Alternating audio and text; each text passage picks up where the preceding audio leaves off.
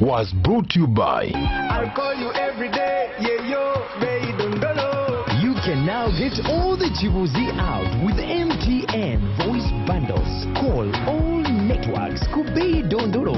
Buy a 25-minute voice bundle for only 1,000, or buy any daily voice bundle of your choice. Dial *100 *21# and select daily, or use the My MTN app.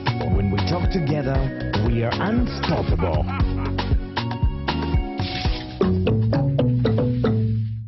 Exercise can't be sustained. Eating can't be stopped. It's even harder to lose weight.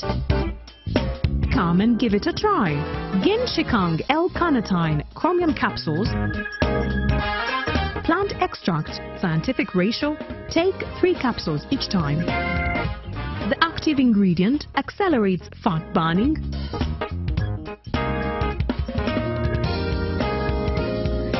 Eat twice a day. Don't take a detour.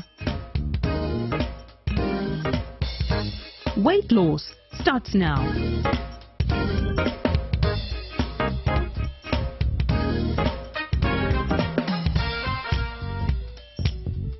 Genshikang L-carnitine with chromium capsules helps you stay in shape. Please follow medical advice when taking this product.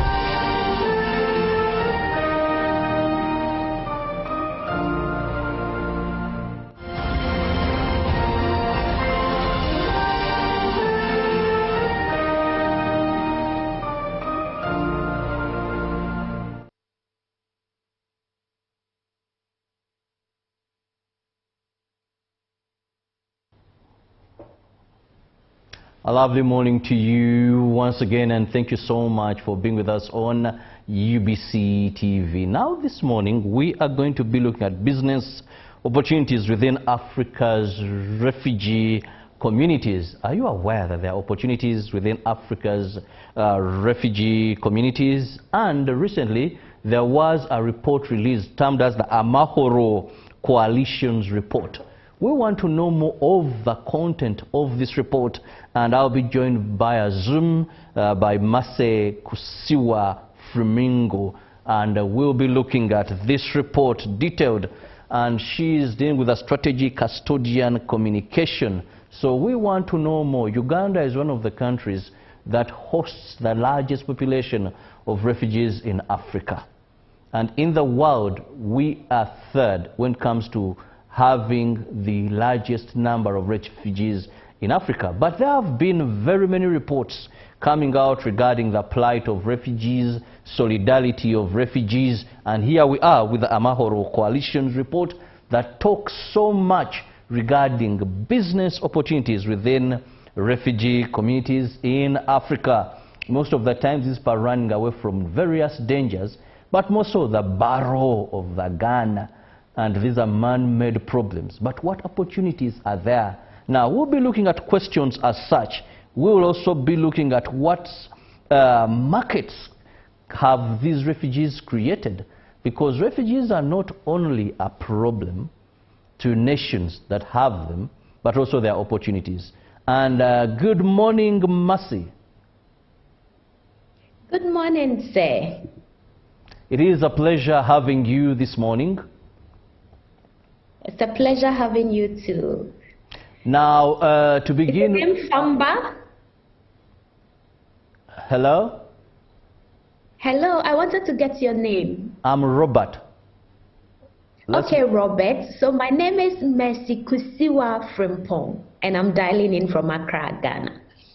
Now, Mercy, something very interesting. First, for the benefit of our viewer, when we talk about a refugee in this perspective of the report, what kind of person or persons are we referring to? So a refugee is a person who have had to flee their country because of many reasons. One, political insurgents, to climate shocks. So you wake up one day and your country or your home of origin is unsafe for you to live in, and so you have to run away. So those people that run away from their countries are whom we call refugees. There is also another set of displaced people that we call internally displaced people. Those are people who live in their own countries, but they are not living in their own homes. And those ones are usually because of maybe climate shocks, droughts, flooding, all those things that get people to be displaced. Now, going to the Mahoro Coalition report, it revealed quite a number of things. But one of the things we know is displacement has been viewed mainly as an humanitarian issue. Now, looking at this report, what does it reveal regarding these challenges and perception? So there are 4 things I want to highlight about the report. The first one is a number that we all know. So we have 43.1 million people who are displaced across Africa. And that number is important because that population is larger than 45 of Africa's 54 nations. The second figure I want us to keep in mind while we have this conversation is that $27 billion is the annual income generated by displaced populations across the continent, and this is more than the GDP of 30 African countries. Thirdly, 56% labor force participation of people who have experienced displacement. So what we know is that when people are put in refugee camps, they usually will not work. But what the research finds out is that 56% of refugees participate fully in the labor force, which is comparable to many African national averages. The last interesting figure I want us to keep in mind while we have this conversation is that in refugee settings, we have 12% entrepreneurship rates, which is ahead of the many host community averages. So these are 4 numbers that I want us to keep in mind that the report reveals as we talk about people who have experienced displacement. Now, you've just hinted on one thing that has caught my attention. That is the billions of dollars that refugees globally we get from them. Now, why is this important to investors and policymakers? So this figure is important because before any investor will make an investment or go into a market, they look at their addressable market. They are looking at what is the return on investment in this place that I'm going to invest in. And for us, this figure throws a very big light on an opportunity that we have often overlooked. So if you look at the title of the report, we call it hiding in plain sight. This opportunity is so vivid, but we haven't just paid attention to it, because if you have a market size that is higher than 45 of African countries, and these are people who are not just in a place and are not doing any economic activity. Their economic activity, their spending rate, the income that they are generating is up to 27 billion. Then if I'm an investor, this is a critical market that I have to look at.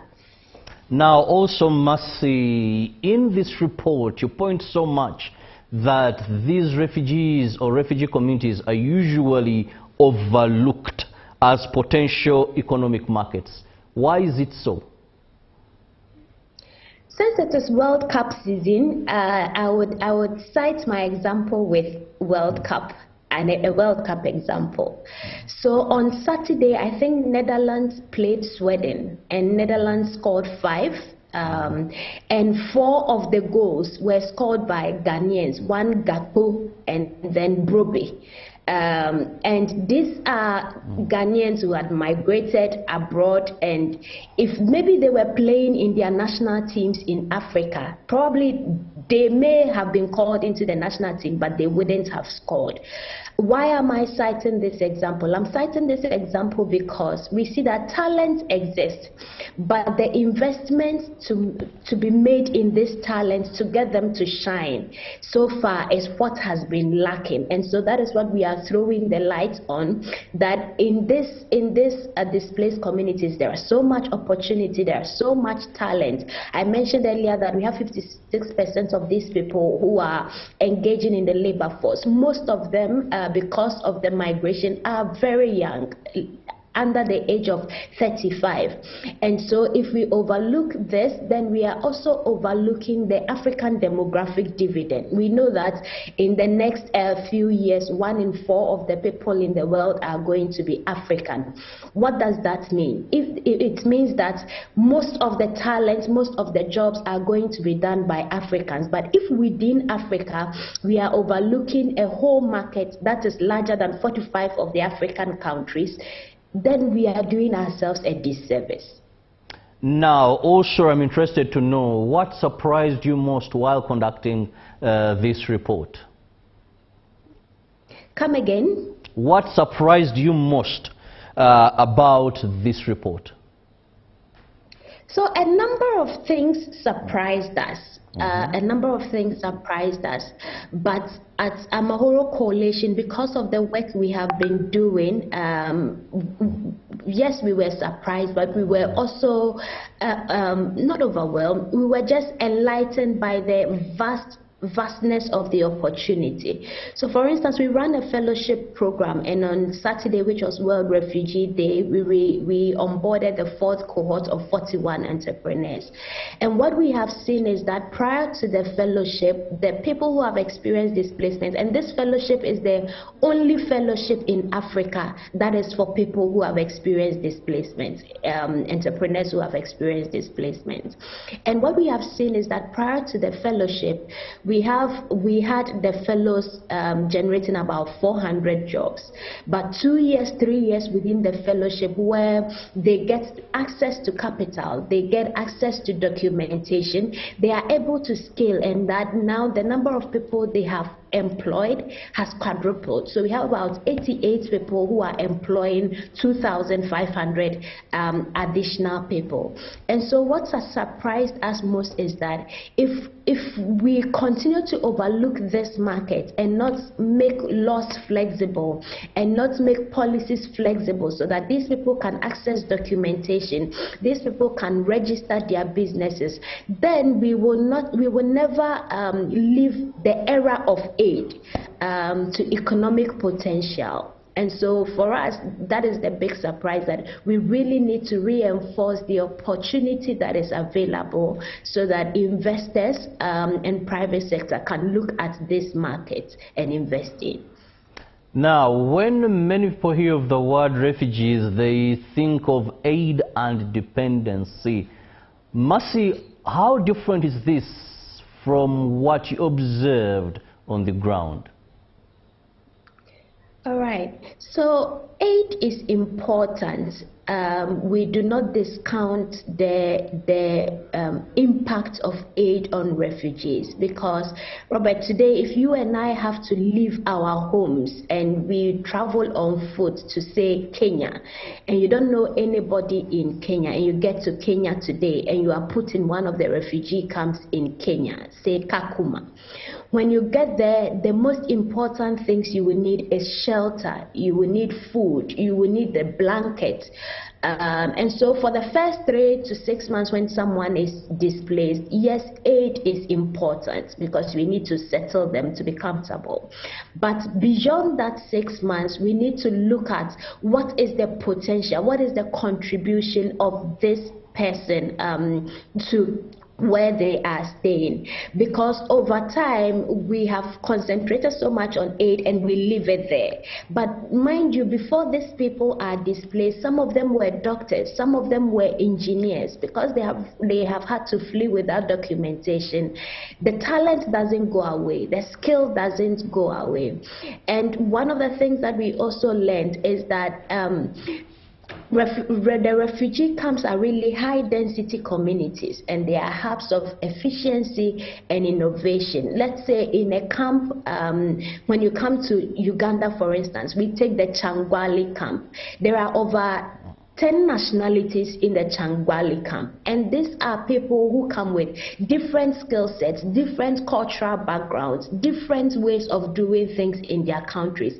And so the amount of innovation within that concentration, it's one thing that is important that we have to look at, and that goes beyond aid. If we are going to look at the skill sets, we are going to look at the innovation, the diversity with which these people bring on board, then we have to look at it with a different lens other than that of aid. Now also you've talked about opportunity, but let us know which sectors are showing the greatest opportunities in terms of investment. All right, so the report highlights 5 sectors. So we have agriculture, we have finance, we have supply chain, we have manufacturing, and we also have entrepreneurship. And what we see as the sector with the most opportunity today is agriculture. Agriculture employs 70% of the people of the world. And in Africa, it is one of the major economic activities of the African people. And so Uganda, for instance, for us is an important country because Uganda is the only country in Africa that gives lands to the people who are displaced. So you allocate about 30 by 30, some larger, to about 91% of refugees. These are farm plots that are given to refugees.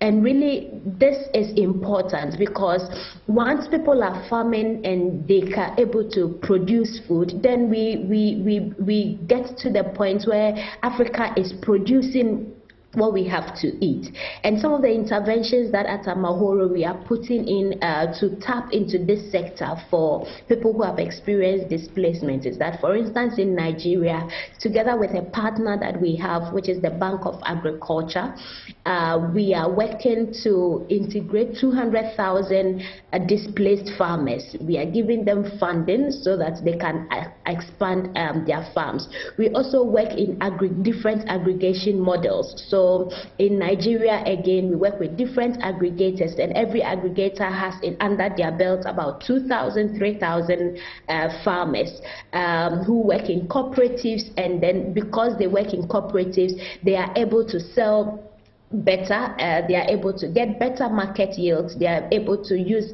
better farming practices, and ultimately what happens is there is food on the table, there is also money in the pocket. And because they are also within the aggregation and the cooperative model, they are able to sort of pre-finance some of the things that they need when it is off harvest season. You know, most seasonal farmers, it is when it's harvest season that they have money in their pockets, right?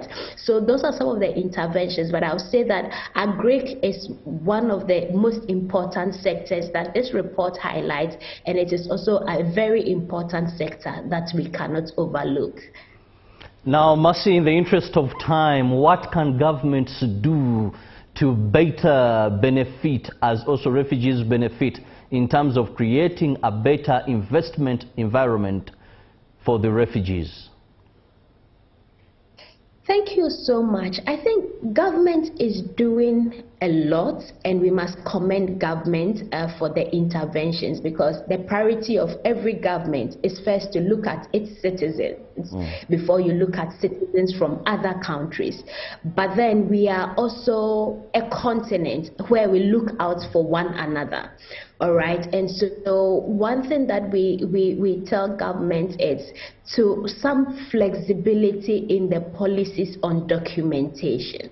So for instance, if a refugee it's in Ghana today, one of the things that you would need as a Ghanaian to be able to get a SIM card, to be able to get a bank account, to even to be able to enroll in a school is the Ghana card. Before you can access the Ghana card, you need a birth certificate.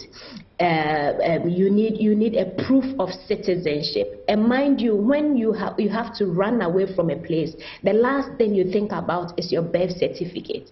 And so because people do not have this documentation, then it becomes very difficult for them to access a simple identification card that can help them to integrate economically in our systems. So you can't get a SIM card, you can't get a bank account. Imagine you're a business owner and you don't have a SIM card and you don't have a bank account. There and then you have been excluded from the many things that you would be able to do.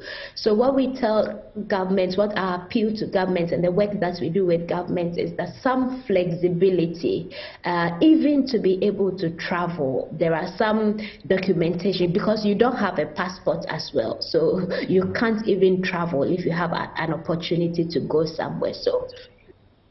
So flexibilities in the policies, flexibilities in documentation, because ultimately what that does also is that then banks are able to lend. Because if a bank is lending to you today, they will need your KYC, they will need your know your customer information, they will need a lot of things to ensure that you are bankable, you don't run away. And imagine I don't have that, then I'm excluded from these formal systems. So that is just the appeal we make to government, that please make the documentation processes a bit flexible. Our appeal to private sector really also is Africa, whatever we have to do to advance Africa, the private sector is key. And so as investors, as banks, as telcos, at the different value chains of economic activity, let us look beyond what we do to these people or the support we give to these people. It's investing in displaced communities goes beyond doing a CSR activity in Christmas or on World Refugee Day. It's more about looking at what the opportunities are, what flexible systems can I put in place, what products can I create for these communities. Because what we have seen is that for the companies who do this, the returns are large. We have a partner company called Numida in Uganda, and when they worked with us to hire some refugees, and they expanded their financial products to refugee communities. Loan repayment rates are higher, they are getting more customers, and for a business owner, that is what you need. And so we have tested the models, we have so many case studies, we have so many examples, and what we know is that investment in refugees pays the highest dividends. Well, thank you so much, Mase Kusua, that is from the Amahoro Found Coalition, for that report that really reveals so much. Hope to have you again. Have the best of your day, and regards to the people in Ghana. Thank you so much. I look forward to coming back.